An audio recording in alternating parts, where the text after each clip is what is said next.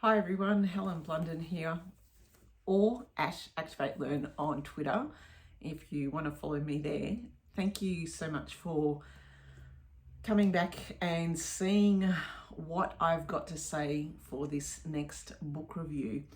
Now, I know I don't have absolutely no expectations for you to follow this channel, subscribe to this channel, reply, like, or do anything with this channel, because simply it is a joy for me to read books and then kind of share my own thoughts around them here on this channel. So there's no expectation of anything else. But for those who are coming back and just saying, where have you been for the last few weeks? Well, the thing is, what I'd love to know from you is, when you read a book and you're finding it heavy going, do you leave it aside? Or if you're finding a book from one of your favorite authors and you're finding it heavy going, would you leave it aside, or would you have some kind of connection with the author in the fact that you want to read his book and you want to stick with it because simply it's that author? I'd be interested to find out, because in the last few weeks, that's what I've been doing. I have been reading Ernest Hemingway's For Whom the Bell Tolls, and I don't know if you've read any of his other books. For Whom the Bell Tolls was written in a very different style to some other books that I've read of his and which I've loved. And For Whom the Bell Tolls was really dense, really heavy. There were lots of themes, and just the way it was written, really, I had to take my time. And as a result, when you're reading such a dense novel from an author you kind of feel you have to read, I didn't leave the book aside. In fact, I forced myself through each chapter to go through it, but then also gave myself little tangents to read about the Spanish Civil War. I have completed that book, but I'm not going to review it here on this channel, simply because I have had a look at other reviews on YouTube and they do it far more service than I would ever would. So I kind of decided not to review that, and instead I picked up something else that I needed a mind break, and that mind break was this one, was My Salinger Year by Joanna Rakoff. And I went into one of the libraries I'd never been to before in the area, saw it, and I immediately picked it out because it just said Salinger. And I had heard of this book. Someone had mentioned it to me many years ago when I had read The Catcher in the Rye, but I recently found out that there is a movie by the same name starring Sigourney Weaver, and the movie is a couple of years old. And this book itself was published about 2014. Yes, it was.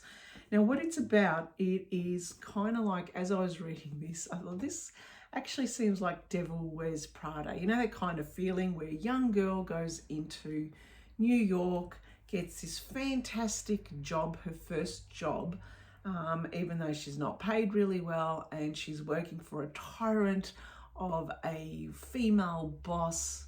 It's sounding like Devil Wears Prada, doesn't it?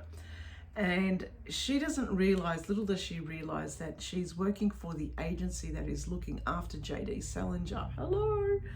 However, what I did like about this book was the fact that you had snippets of that time of the late 90s where the workplace was going into computers. Well, in the late 90s, we had computers at our workplaces, but this particular office place was still a bit old worldy. Think of wood panel, think of dictaphones, think of people dictating their letters, people actually still sending letters, her using a typewriter to respond to letters.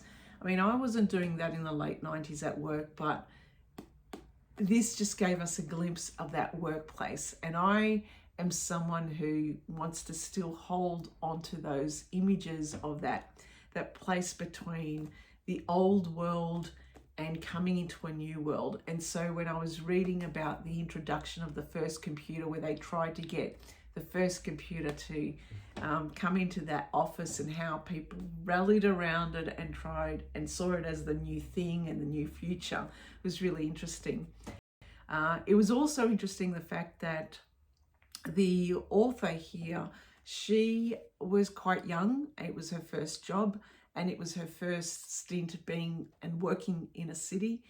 And it was really about her story about her trying to make friends and stay with friends in New York, but also her life living with her boyfriend, Don, who just struck me as an utter jerk, who also struggled with writing and writing his book, but he just came across as an utter dick in this book. But I really didn't understand why she couldn't see it. And as I thought about this, given that it is her life and it is in her early 20s, I thought to myself, well, you know, when we were in the early 20s, we couldn't see. Our work was our life, our friends were our life. And so the people you would hang around with, or the people you used to go out with, or the choices that you would make were very different. I mean, reading this as a 50-plus-year-old woman, I just say, man, she could have done so much better when this jerk that was obviously had no care for her. So the story is effectively about how she works in this literary agency and how she kind of gets to understand who Salinger was through the letters that people would write to Salinger, to the agency, with the expectation that he would write back to them. But she was told that under no circumstances could she send the details of Salinger to these people, that she was to create a form letter, a simple form letter, and respond to these people and to type those responses. But as she got these letters and as she read the letters, she then decided that she was going to respond as if in Salinger's voice, because it was so heartening to see that people were so inspired by his writing, and in particular, The Catcher in the Rye. So the story is really about, I guess, her coming of age, her work in the agency, the times where she did speak to Salinger. We get a glimpse of the time he was trying to publish one of his last books and how difficult that was and how that deal fell through. For me, it was kind of like getting a glimpse into the man himself, but really it was also her story, her life.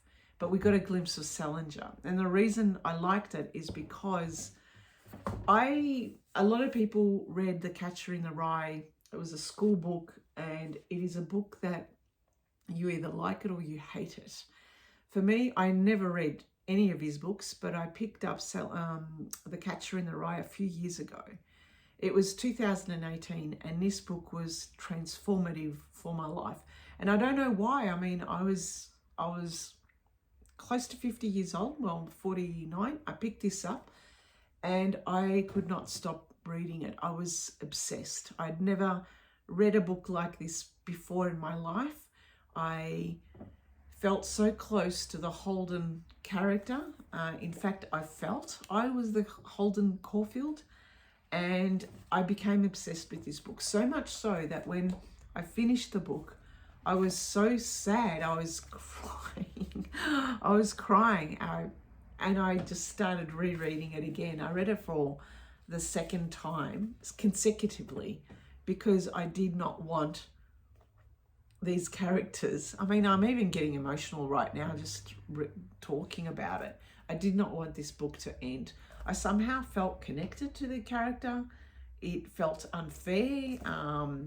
It felt as if he was speaking to me, the situation he was speaking to me, which is so bizarre because when my husband read it after I raved about this, he read it and he goes, the guy's a moron. He's just constantly complaining. And I'm thinking, no, it's deeper than that. Can't you see through it? It's so deep. But what had happened though was I had read it consecutively twice, and then some weeks after I picked it up again. I read it a third time, and then, believe it or not, I kept this book in my handbag for 3 months afterwards. I just simply felt really connected to this book and I didn't want it to end. And in my handbag, it was kind of like I felt close to Holden Caulfield. And every time I would take it out, I would just simply open up and read a little passage because I thought it was somehow close to me, that he got me, he resonated with me, he was going through everything I was going through. So my Salinger year really reflected the people who were writing the letters to Salinger were kind of like, I saw myself in the letters as well. So The Catcher in the Rye was a very special book for me. It came at the right time, at the right place, and it somehow, I raved about this, and I know that people thought I was mad, but I don't know, this was just a big thing. I became obsessed. So it's no wonder, seeing my Salinger year and how people were obsessed, that I wasn't the only one. He obviously wrote in such a way that struck a chord with many people who were going through some kind of grief in some way. In this book, she talks about The Catcher in the Rye as being about the grief of being about war. I didn't see it as about a war. I saw it as, I guess, the tension between the haves and have-nots, the tension between the people about ourselves, about having some kind of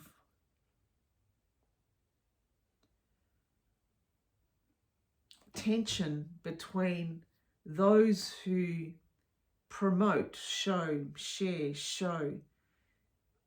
big note themselves, to those creative types who are introverts, who have something to say and yet can see the unfairness in the world and seem not to have a voice, and yet are so loving towards others, but not.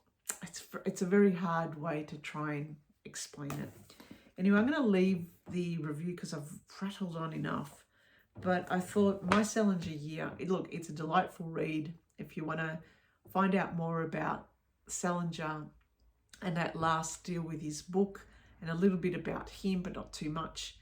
But it's really a memoir about Joanna and her year at this literary agency. If you haven't read The Catcher in the Rye, I would strongly recommend it. Please, please read this book. Let me know what you think. Do you love it? Do you hate it? Because I know it is a book that is, you either love it or you hate it. Anyway, thanks for listening and thanks for watching. Bye for now.